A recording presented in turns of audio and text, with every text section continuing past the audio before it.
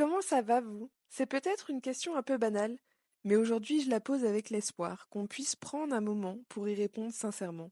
Au-delà du simple ça va, parce que 2024 pour moi a été une année où j'ai appris à vraiment m'écouter, à comprendre ce que je ressens et à l'accepter, et je trouve ça important de prendre le temps de vraiment écouter les réponses au ça va qu'on va venir poser autour de nous.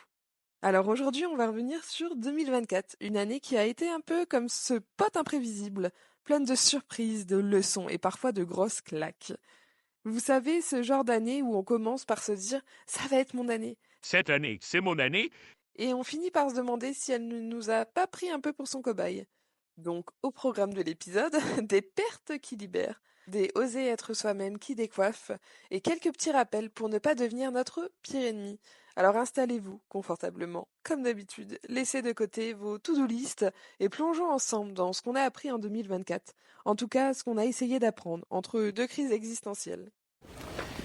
Ok, alors je vois que vous avez eu 2 crises cardiaques ces 18 derniers mois. La première chose que 2024 m'a vraiment apprise, perdre quelqu'un, c'est parfois pour notre bien.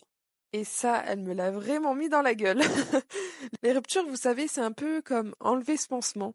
On sait que ça va faire mal, mais on n'est jamais tout à fait prêt, prête pour la douleur qui suit. Et cette année, j'ai traversé une séparation qui, sur le moment, ressemblait à un tremblement de terre émotionnel, clairement. Vous voyez le genre, les plans d'avenir qui s'effondrent, les soirées à ressasser chaque détail, et les playlists remplies de chansons beaucoup trop tristes. Mais avec le recul et quelques mois de thérapie intérieure, Et bien sûr de chocolat. j'ai compris que cette rupture n'était pas une fin en soi, mais une renaissance. J'ai dû faire le deuil non seulement de cette personne, mais aussi de la version de moi-même que j'étais dans cette relation. Et honnêtement, ce deuil-là, il était vraiment nécessaire pour que j'avance. D'abord, vous savez, j'étais un peu dans le chaos. Les premiers jours après la rupture, il y a tout qui était flou. J'avais l'impression d'être des lunettes quand tu portes un masque. Comme si je marchais dans un brouillard épais, incapable de voir plus loin que ma douleur.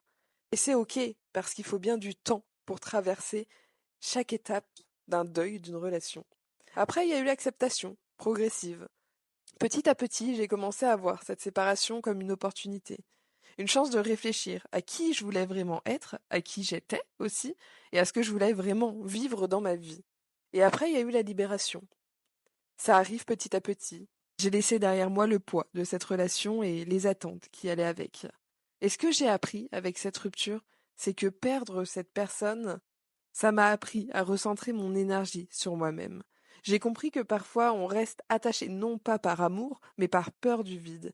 Et pourtant c'est dans ce vide qu'on trouve la place de se redécouvrir, de réapprendre à être heureux, heureuse seule, et de tracer un chemin qui nous ressemble vraiment. Alors oui, perdre quelqu'un qu'on aime, c'est douloureux, mais ça ne le sera jamais autant que de se perdre soi-même dans une relation. Parfois c'est exactement ce qu'il faut pour recommencer à s'aimer soi-même. Et cette rupture, elle m'a permis de renaître et de réinventer ma vie, une étape à la fois. Et je suis très reconnaissante pour tout ça. C'est vraiment une des plus grandes leçons que j'ai dû tirer de cette année 2024. La deuxième des leçons, c'est d'oser être soi-même, quitte à déranger. Être soi-même, c'est un conseil qu'on entend tout le temps, non. Sois toi-même, les autres s'adapteront. Mais ce qu'on oublie de préciser, c'est que parfois les autres ne s'adaptent pas. Et là, ça devient un vrai défi. Et durant cette année 2024, j'ai décidé d'un peu plus m'assumer. Et par un peu plus, je veux dire arrêter de cacher mes envies, mes opinions, juste pour faire plaisir. Mais oser être soi-même, c'est comme repeindre sa maison en jaune vif. Certains adorent, d'autres trouvent ça dégueulasse. C'est original. Et dans les deux cas, faut être prêt à assumer les réactions. Je pense que un des moments marquants de mon année 2024 a été d'oser dire enfin ce que je pensais, même si ça risquait de déranger. J'ai dit non à des projets qui ne me correspondaient pas ou plus. J'ai dit oui à des opportunités qui me faisaient peur. Et j'ai osé exprimer des vérités que je gardais pour moi depuis bien trop longtemps. Et est-ce que ça a toujours été bien reçu? Non, bien évidemment. Et est-ce que ça m'a libérée par contre? Absolument. Les leçons que j'ai apprises sur le chemin de 2024, c'est que tout le monde ne va pas comprendre, et c'est ok. Oser être soi-même, c'est accepter que certaines personnes préféraient l'ancienne version de vous, celle qui disait oui à tout, ou qui restait dans les clous. Mais à force de vouloir plaire à tout le monde, on finit souvent par ne plus se plaire à soi-même. Et ça, je n'en avais plus du tout envie. Et en étant plus moi-même, j'ai vu certaines relations s'effacer. mais d'autres se renforcer. Et une chose à ne pas oublier, c'est que les personnes qui restent sont souvent celles qui vous aiment pour ce que vous êtes vraiment, pas pour ce que vous prétendez être. Et ça, c'est très important de le rappeler. Alors osons exprimer notre désaccord dans une situation où l'on aurait normalement gardé le silence. C'est terrifiant sur le moment, mais tellement libérateur. Suivons nos envies, commençons à faire des choses qui nous animent vraiment, même si elles n'étaient pas toujours raisonnables. C'est là qu'on se sent le plus vivant. Et choisissons-nous. Dire non, poser ses limites et s'affirmer, c'est un des plus gros cadeaux que l'on puisse s'offrir. Oser être soi-même, c'est un acte de courage. Et ça demande beaucoup de courage d'affronter ses peurs, d'accepter de déplaire et parfois même de perdre. Mais le résultat, c'est qu'on ose vivre une vie plus authentique, qui nous correspond mieux, avec des relations plus vraies, une liberté intérieure inestimable. Sois toi-même et tout ira bien. Moi-même. C'est ce que j'ai dit. Une autre leçon de 2024, c'est d'arrêter d'être trop dur avec soi-même. Si je devais résumer ma relation avec moi-même cette année, ça serait ça. Une négociation constante entre mon envie de tout réussir et ma capacité humaine à ne pas tout réussir. Parce qu'il faut bien se l'avouer, on est souvent notre pire critique. On se juge, on se compare, on se flagelle mentalement dès qu'on rate un truc. Et on oublie complètement de se féliciter même pour les petites victoires. En 2024, j'ai appris à faire une pause. Une vraie. Pas juste un bon, je vais regarder Netflix pour oublier mes problèmes. Non, une vraie pause pour parler à moi-même avec douceur, pour me rappeler que je fais de mon mieux et que ça suffit et que c'est ok. Le moment un peu révélateur de mon année 2024, c'est quand il y a eu un moment dans cette année où tout semblait s'écrouler. Une rupture, des projets qui avancent pas, des échecs que je ressassais en boucle et cette petite voix intérieure qui répétait. Tu n'es pas assez. Et au fur et à mesure du temps, après ces énièmes séances d'autocritique, je me suis dit, mais bordel, j'aurais jamais parlé comme ça à mes meilleurs potes. Alors pourquoi est-ce que je me traite moi comme ça? Et ça fait partie d'une de mes nouvelles habitudes, pour être plus douce avec moi-même, me parler comme à une amie. Maintenant, quand je fais face à un échec ou une frustration, je me demande, si un proche vivait ça, qu'est-ce que je lui dirais? Qu'est-ce que je ferais? Et puis je me le dis à moi-même. Je prends aussi le temps de célébrer mes petites victoires, même si c'est qu'un truc banal comme envoyer ce mail que je repoussais depuis 3 jours. J'essaye de le reconnaître, parce qu'on apprécie plus sa vie quand on se rend compte que chaque petit pas compte. C'est aussi le fait d'accepter de ralentir. J'ai appris à me donner la permission de prendre mon temps. Tout n'a pas besoin d'être parfait tout de suite. Et ça, c'est ce qu'on oublie bien trop souvent. Alors est-ce que je suis devenue une experte en bienveillance envers moi-même? Pas encore, mais chaque jour je progresse. Enfin, j'essaye. Je me rends compte qu'être plus douce avec moi ne fait pas de moi quelqu'un de moins ambitieuse ou de moins performante. Au contraire, ça me donne plus d'énergie, de motivation et surtout de paix intérieure. Et se pardonner ses erreurs, célébrer ses progrès ou se parler avec bienveillance, c'est peut-être l'un des plus beaux cadeaux que j'ai pu me faire pendant cette année 2024. Praise the Lord. Hallelujah. Si on ne prend pas soin de nous-mêmes, qui le fera, franchement? Et une fois qu'on a appris à être plus doux avec soi, ça devient plus facile de ne pas trop prendre la vie au sérieux. Et c'est donc une des autres leçons de 2024. Vous savez, ce moment où tout semble grave, où chaque problème devient une montagne, et où on se surprend à dire « mais pourquoi moi ?» Cette année 2024 m'a appris une vérité existentielle.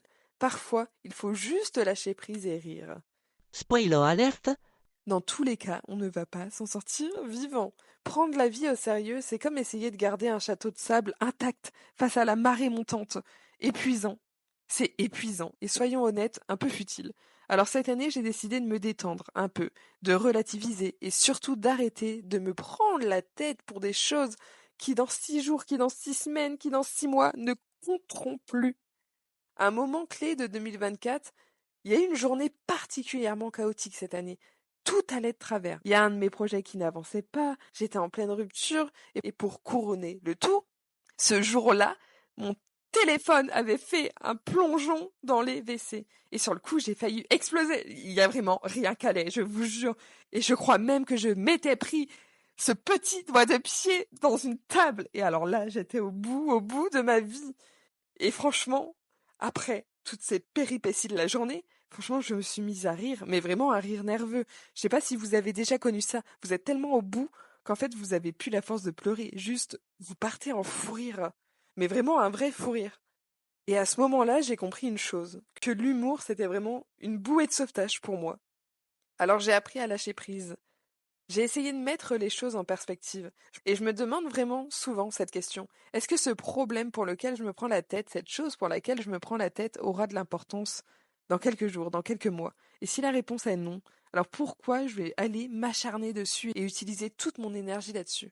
J'avais beaucoup tendance à tout contrôler maintenant. Encore maintenant un peu, on va pas se mentir. Mais j'essaye de moins le faire et j'apprends mieux à accueillir les imprévus comme des opportunités. Parce que je me suis rendu compte que parfois les meilleurs souvenirs naissent des pires journées.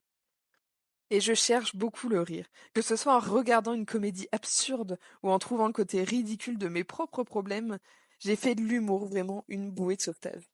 Ça a pris une grande place dans ma vie, l'humour. Et je trouve que c'est important de cultiver cette légèreté dans sa vie. Quand on arrête de prendre la vie trop au sérieux, tout devient plus simple.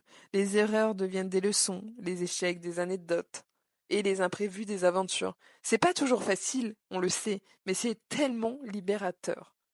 Ne pas trop prendre la vie au sérieux, c'est pas nier les difficultés ou ignorer les responsabilités. C'est choisir de les aborder avec un peu plus de légèreté et beaucoup moins de stress.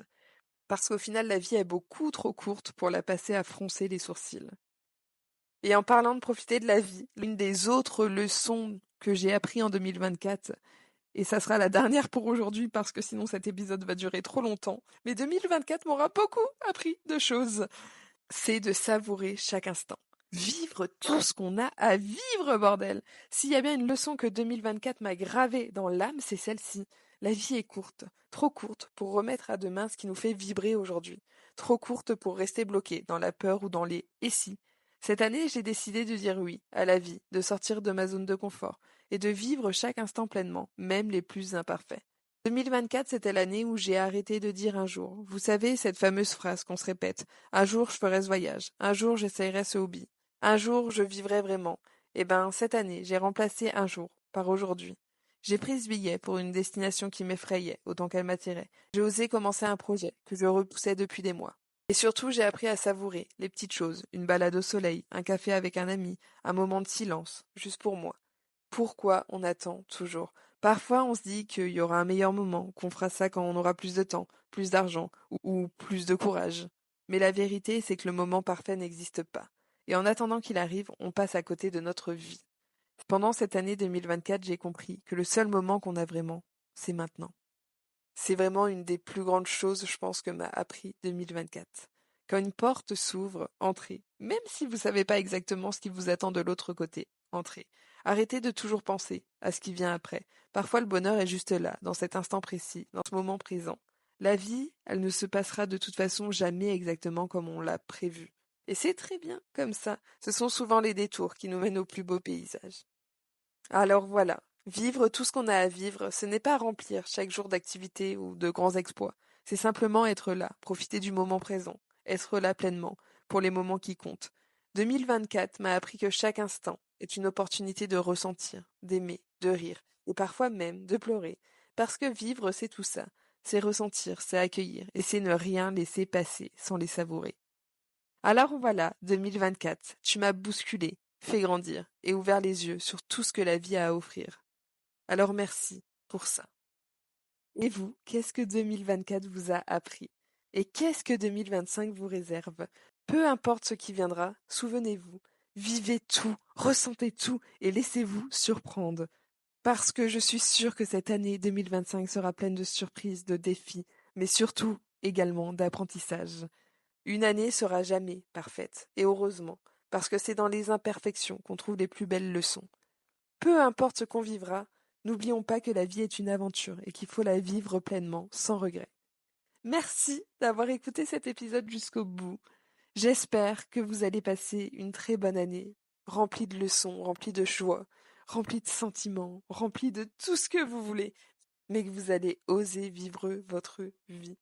Prenez soin de vous, on se retrouve très très très vite pour un nouvel épisode de Mot pour Mot.